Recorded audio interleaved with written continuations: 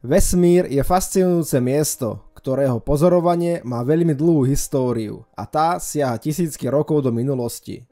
Staroveké civilizácie ako Babylončania, Egypťania či Majovia pozorovali nočnú oblohu voľným okom.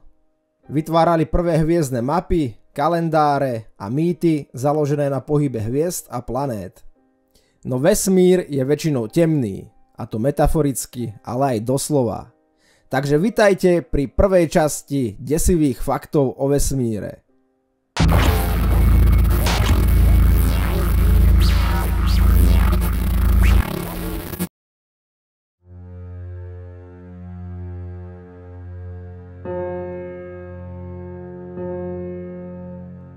Svetlo je vo vesmíre pomerne vzácne.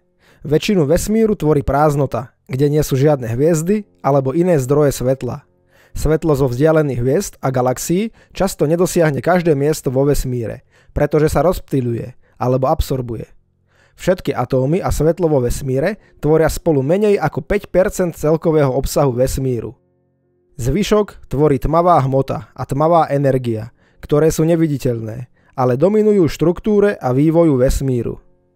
Olbersov paradox je fyzikálne paradoxné pozorovanie toho, že nočná obloha je tmavá, zatiaľ čo v nekonečnom vesmíre by nočná obloha musela byť jasná. Toto pozorovanie je jedným z dôkazov pre niektoré zo súčasných modelov dynamického vesmíru, ako je napríklad model veľkého tresku. Tento paradox bol opísaný nemeckým astronómom Heinrichom Wilhelmom Olbersom v roku 1823 a už skôr Johannom Keplerom v roku 1610. Paradox sa zaoberá zdanlivo jednoduchou otázkou. Prečo je v noci tma? Istý čas si ľudia mysleli, že vesmír je nekonečný a statický. Teda, že vo vesmíre je nekonečne veľa hviezd, ktoré sú náhodne rozmiestnené, nepohybujú sa, nevznikajú a ani nezanikajú. S touto teóriou sa okamžite objavil aj problém, dnes známy ako Olbersov paradox. Hovorí asi toto. Ak by bola pravdivá teória nekonečného statického vesmíru, potom ak by sme sa pozreli ktorýmkoľvek smerom, museli by sme skôr či neskôr naraziť na nejakú hviezdu. Obloha by musela byť rovnomerne vyplnená hviezdami a celá by svietila, prinajmenšom ako slnko. Ale nie je to tak. Prečo? Za najsprávnejšie vysvetlenie paradoxu sa považuje toto. Vesmír nie je statický. Hviezdy vznikajú a zanikajú. Svetlo z niektorých k nám ešte nedoletelo. Iné medzi tým vyhasli. Navyše vesmír sa rozpína, takže môže dochádzať k takému červenému posuvu, že svetlo je takmer neviditeľné. Červený posun je posun spektrálnych čiar smerom k červenému dlhovlnnému koncu spektra. Je to zníženie frekvencie elektromagnetického žiarenia, napríklad svetla alebo rádiových vln, šíriaceho sa od galaxií, kvazarov a iných vzdialených objektov. Hviezdy vyžarujú svetlo vo všetkých farbách, dokonca aj vo farbách, ktoré ľudské oko nevidí, ako je ultrafialové alebo infračervené. Keby sme videli mikrovlny, celý vesmír by žiaril. Je to preto, že kozmické mikrovlnné pozadie, teda svetelná energia z veľkého tresku, ktorá bola rozptýlená protónmi a elektrónmi existujúcimi počas raného vesmíru, stále vyplňa celý jeho priestor.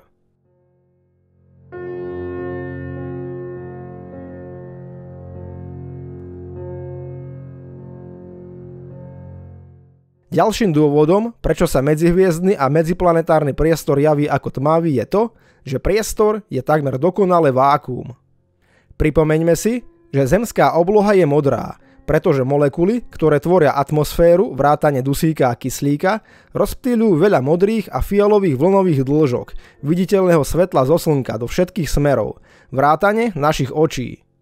Avšak v neprítomnosti hmoty sa svetlo šíri priamočiaro od svojho zdroja k prijímaču. Pretože vesmír je takmer dokonale vákuum, čo znamená, že má mimoriadne málo častíc, v priestore medzi hviezdami a planétami nie je prakticky nič, čo by rozplylovalo svetlo do našich očí.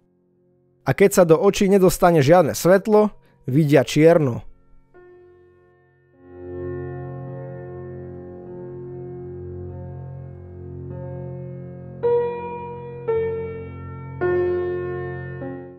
Medzigalaktická prázdnota, známa ako Bowers Void, hovorovo označované ako veľké nič alebo Pastierová prázdnota, je oblasť vesmíru veľká asi 330 miliónov svetelných rokov, teda 236 000 megaparsekov, čiže 0,27% pozorovateľného vesmíru, kde takmer nič neexistuje, iba zopár galaxií. Táto prázdnota vyvoláva otázky o tom, prečo je tam tak málo hmoty. Objavil ju Robert Kirshner v roku 1981 ako súčasť prieskumu galaktických červených posunov. Stred dutiny Bowers je od Zeme vzdialený asi 700 miliónov svetelných rokov. Jeden svetelný rok je 9,46 biliónov kilometrov. Teda konkrétnejšie 9 biliard 460 biliónov 730 miliard 472 miliónov 580 800 metrov. Táto hodnota je presná, pretože meter je v skutočnosti definovaný z hľadiska rýchlosti svetla. Rýchlosť svetla vo váku nie je určená meraním, ale definíciou, nakoľko samotná jednotka meter je definovaná z pohľadu rýchlosti svetla a sekundy. Rýchlosť svetla je 300 miliónov metrov za sekundu. Predpokladá sa, že Pastierová prázdnota vznikla zlúčením menších dutín, podobne ako spôsob, akým sa mydlové bubliny spájajú a vytvárajú väčšie bubliny. To by predstavovalo malý počet galaxií, ktoré obývajú oblasť zhruba v tvare rúrky, ktorá prechádza stredom prázdnoty. Doteraz sa v Pastierovej prázdnote našlo iba 60 galaxií. Použitím hrubého odhadu, približne jednej galaxie na každých 10 miliónov svetelných rokov, by malo byť v tejto prázdnote približne 2000 galaxií.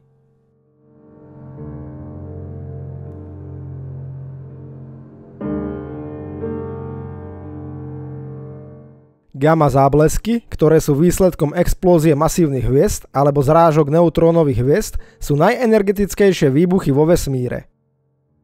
Ak by jeden z týchto zábleskov mieril na Zem z dostatočnej blízkosti, mohol by zničiť všetok život v priebehu niekoľkých sekúnd.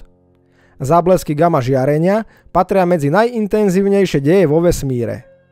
Hoci väčšina z nich trvá len niekoľko sekúnd, existujú aj také, ktoré trvajú neuveriteľne dlhý čas. Príkladom je záblesk gamma žiarenia s označením GRB 220627A, ktorý trval viac ako 1000 sekúnd, teda takmer 17 minút. Gamma žiarenie je najenergetickejšia forma svetla vo vesmíre, produkovaná radioaktívnym rozpadom atómových jadier. Pri zábleskoch gamma žiarenia sa v priebehu pár sekúnd uvoľní toľko energie, koľko Slnko vyprodukuje za 10 miliárd rokov. Na začiatku objavu gamma zábleskov stála studená vojna. Spojené štáty vyslali v rokoch 1963 až 1965 do kozmického priestoru 3 dvojice družíc s názvom Vela za účelom detekcie výbuchov sovietských atómových zbraní, a to ako v kozmickom priestore, tak aj na mesiaci. Družice na konci 60. rokov naozaj detekovali výbuchy s obrovskými energiami. Američania vylúčili, že by mohlo ísť o sovietske atómové zbrane. Ako sa čoskoro ukázalo, išlo o čisto kozmické javy. V roku 1973 predala armáda výsledky astronómom. Vedci o týchto javoch do tej doby nemali ani tušenie. Pozemské prístroje v tom čase neboli schopné detegovať tieto vesmírne javy, pretože gamma žiarenie je účinne odtienené atmosférou. Astronómovia zistili, že gamma záblesk má mnohonásobne väčšiu energiu, ako je svietivosť celej našej galaxie, Mliečna cesta, kde je približne 1011 hviezd. Gamma záblesky sú pre astronómov veľmi zaujímavé, lebo z jedného lúča gamma záblesku, ktorý doputuje na Zem, môžu zistiť cenné informácie. Svetlo môžeme rozložiť na spektrum a zistiť napríklad teplotu zdroja, alebo zloženie prachu v mieste gamma záblesku. Z červeného posunu je možné odhadnúť aj vzdialenosť zdroja. Žiarenie gamma záblesku dokáže perfektne preskúmať aj prostredie medzi Zemou a jeho zdrojom. Jeho rozborom možno potom určiť vlastnosti prostredia, ktorým svetlo preletelo.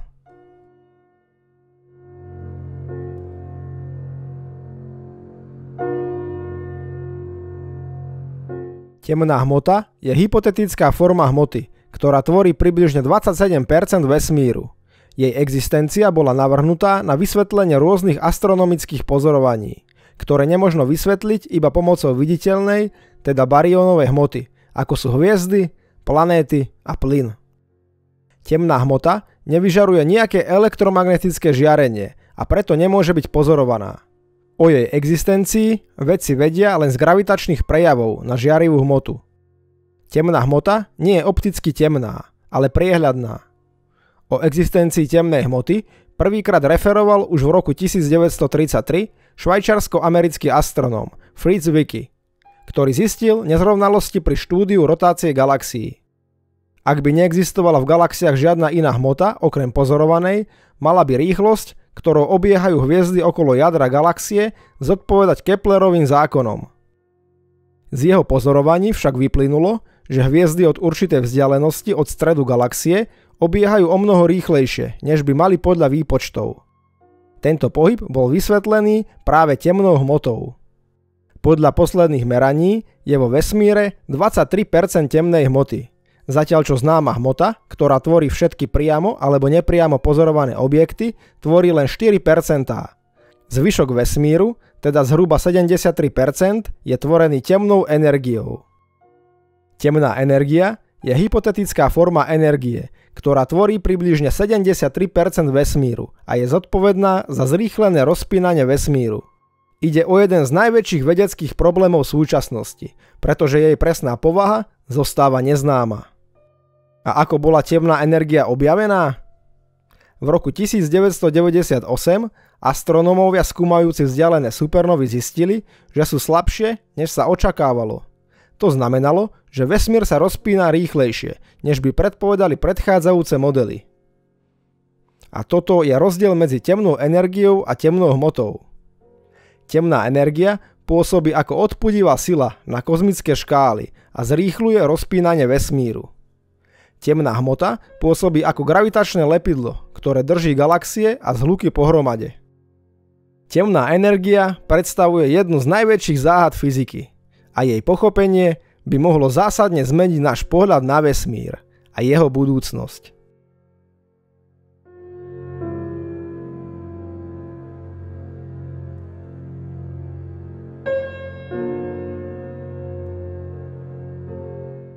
Tepelná smrť vesmíru, známa aj ako veľké ochladenie alebo veľké zamrznutie, je hypotéza o konečnom osude vesmíru, podľa ktorej sa vesmír vyvinie do stavu bez termodynamickej voľnej energie a preto nebude schopný udržiavať procesy, ktoré zvyšujú entropiu.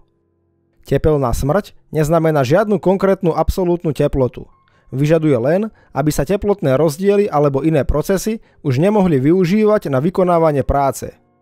V jazyku fyziky je to vtedy, keď vesmír dosiahne termodynamickú rovnováhu. Ak je zakrivenie vesmíru hyperbolické alebo ploché, alebo ak je temná energia kladnou kozmologickou konštantou, vesmír sa bude rozpínať do nekonečna a očakáva sa, že nastane tepelná smrť, pričom vesmír sa po dlhom časovom období ochladí a priblíži sa k rovnováhe pri veľmi nízkej teplote. Hypotéza tepelnej smrti vychádza z myšlienok Williama Thomsona, známeho pod svojím šľachtickým menom ako Lord Kelvin. V 50. rokoch 19. storočia prevzal teóriu tepla ako mechanické straty energie v prírode a extrapoloval ju na väčšie procesy vo všeobecnom meradle. To Kelvinovi umožnilo sformulovať aj paradox tepelnej smrti, ktorý vyvracia nekonečne starý vesmír. Myšlienka tepelnej smrti vychádza z druhého termodynamického zákona, ktorého jedna verzia hovorí, že entropia má v izolovanom systéme tendenciu narastať. Z toho vyplýva hypotéza, že ak vesmír trvá dostatočne dlho, asymptoticky sa priblíži k stavu, v ktorom je všetká energia rovnomerne rozložená. Inými slovami, podľa tejto hypotézy existuje v prírode tendencia k premene mechanickej energie, teda pohybu, na tepelnú energiu. Preto extrapoláciou existuje názor, že časom sa mechanický pohyb vesmíru vyčerpá, pretože práca sa v dôsledku druhého zákonu mení na teplo. Zdá sa, že domnienku, že všetky telesá vo vesmíre sa ochladzujú a nakoniec sa stanú príliš studenými na to, aby sa v nich mohol udržať život, prvýkrát vyslovil francúzsky astronóm John Sylvain Bailly v roku 1777 vo svojich spisoch o dejinách astronómie. Podľa Baileyho názoru Majú všetky planéty vnútorné teplo a teraz sa nachádzajú v určitom konkrétnom štádiu ochladzovania. Napríklad Jupiter je ešte stále príliš horúci na to, aby na ňom mohol vzniknúť život ešte tisíce rokov, zatiaľ čo Mesiac je už príliš chladný. Konečný stav sa v tomto pohľade opisuje ako rovnovážny, v ktorom sa zastaví všetok pohyb. Špekulovalo sa, že vesmír sa pomaly vyvíja v 5 epochách. V prvej epoche, 1 miliardu rokov po veľkom tresku, bol vesmír vyplnený horúcimi nepriehľadnými mrakmi jónových molekúl, ktoré boli príliš horúce na to, aby sa elektróny a protóny kondenzovali do atómov. V druhej epoche, miliardy rokov po veľkom tresku, sa vesmír ochladil natoľko, že z chaosu mohli vzniknúť atómy, hviezdy a galaxie. Prázdny priestor sa zrazu stal kryštáľovo čistým a hviezdy po prvýkrát rozžiarili vesmír. V tejto ére žijeme aj teraz. V tretej epoche, približne 100 miliárd rokov po veľkom tresku, hviezdy vyčerpajú väčšinu svojho jadrového paliva. Vesmír budú tvoriť najmä malé červené trpasličie hviezdy, ktoré horia tak pomaly, že môžu svietiť bilióny rokov. Vo štvrtej epoche, bilióny rokov po veľkom tresku, všetky hviezdy definitívne zhoria a vesmír úplne zčernie. Zostanú len mŕtve neutrónové hviezdy a čierne diery. V 5. epoche sa aj čierne diery začnú vyparovať a rozpadávať, takže vesmír sa stane morom jadrového odpadu a unášaných subatomárnych častíc, teda častíc menších ako je samotný atóm.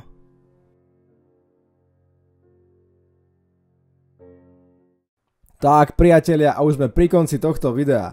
Ak sa vám moja videotvorba páči, nezabudnite dať like, napíšte komentár, kliknite na odber, na zvonček, na všetky upozornenia, aby vám neušlo žiadne moje nové video. Rozpošlite videá svojim priateľom, kamarátom, známym, rodine. A ak by ste ma chceli podporiť nejakou peňažnou sumou, tak ma môžete pozvať na kávu. No, nie až tak doslovne. Môžete mi poslať ľubovoľnú čiastku na stránku podporovateľov tvorcov, ktorá sa nazýva coffee.com. A link máte v popise tohto videa a aj v komentári. A možno sa na nejakej káve alebo nejakom nápoji, drinku dohodneme aj osobne. Kolik to stojí? 9650. No, tož na to máš, ne? Akorát 50 ještě přidáš. Ne, zbyde mě. Jak zbydeš? Jak 9650 máš 9600, no. No a 50 mě zbyde. No vidíš, ještě vyděláš, no. Jo? Ja vám prajem krásny zvyšok dňa, ostaňte paranormálni a ahojte.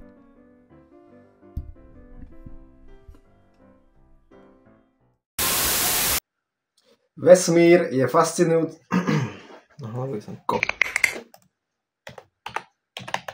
Vesmír je fascinujúce miesto. Staroveké civilizácie...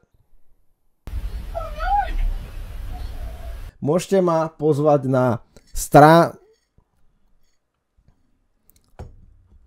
a ak by ste ma chceli